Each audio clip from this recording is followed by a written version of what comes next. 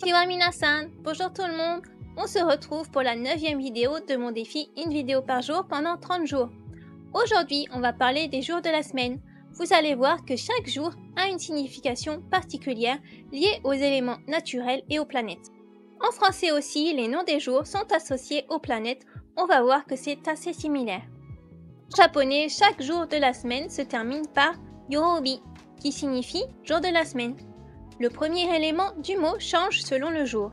Ça représente des éléments qui sont également présents dans les noms des planètes. On commence avec lundi qui se dit Getsuyobi. Getsuyobi. C'est le jour de la lune que l'on dit Tsuki. En français aussi, lundi est associé à la lune. On voit bien la ressemblance entre les deux mots. La prononciation du kanji change selon son utilisation. Dans le mot lundi, Getsuyobi, c'est la lecture onyomi, lecture chinoise, parce que c'est un mot composé de plusieurs éléments. Pour la lune, tsuki, on utilise la lecture kunyomi, lecture japonaise, parce que le kanji est utilisé seul pour former un mot. Ce sera le cas pour presque tous les autres jours. Mardi se dit kayobi. Kayobi, c'est le jour du feu, qui se dit ki, et c'est associé à la planète Mars, Kasei. Littéralement, cela veut dire étoile de feu. En français aussi, mardi est associé à la planète Mars.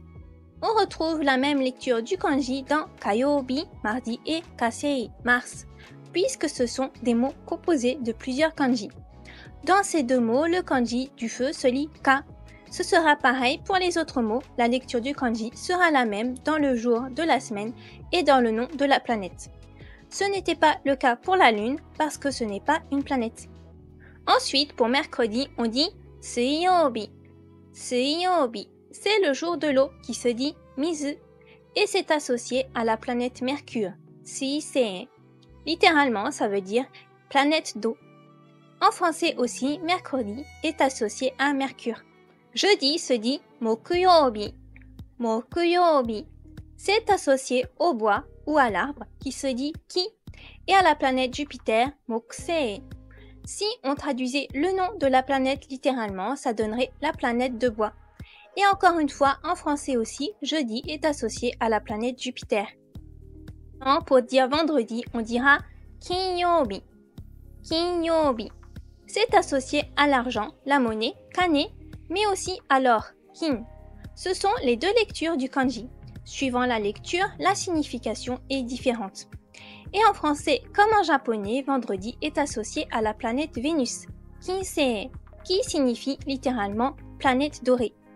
Pour l'anecdote, autrefois, les Japonais recevaient leur salaire le vendredi. C'est pour ça que c'est le jour de l'argent. Mardi, c'est Doyobi. Doyobi, c'est associé à la Terre, Tsuchi, et à la planète Saturne. Encore une fois, comme en français. Saturne se dit Dosei en japonais, littéralement planète de terre. Et le dernier jour de la semaine, dimanche, se dit Nichiyobi.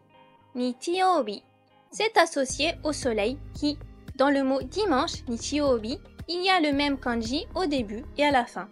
Au début, il veut dire soleil et à la fin, jour. C'est le jour du soleil.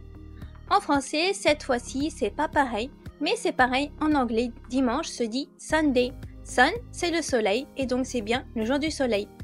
Ici encore, le soleil n'est pas une planète et la lecture des kanji ne sont pas les mêmes. On peut utiliser hi pour parler du soleil, par exemple les rayons du soleil, mais si on veut être plus précis et vraiment désigner l'étoile elle-même, on dira plutôt taiyo. Le soleil est quelque chose de très particulier pour les Japonais puisqu'il est sur leur drapeau et apparaît aussi dans la mythologie japonaise. En fait, au Japon, la semaine commence traditionnellement le dimanche, donc ce serait plutôt le premier jour de la semaine. C'est pour ça qu'on voit souvent des calendriers où la semaine commence un dimanche. Mais aujourd'hui, ça dépend des gens. Pour certaines personnes, ça commence le lundi, comme chez nous. Et voilà, maintenant vous savez tout sur les jours de la semaine en japonais. J'espère que cette vidéo vous a plu et que vous avez appris quelque chose de nouveau. N'hésitez pas à me dire en commentaire si vous avez des questions. Si vous avez apprécié la vidéo, n'oubliez pas de mettre un pouce bleu et de vous abonner pour en apprendre plus sur le Japon et le japonais. À demain pour une prochaine vidéo. Matane! Vous pouvez télécharger gratuitement mon guide japonais de survie pour apprendre les bases pour voyager au Japon. Vous vous inscrirez aussi à ma newsletter pour recevoir tous mes conseils et en apprendre encore plus sur le Japon et le japonais.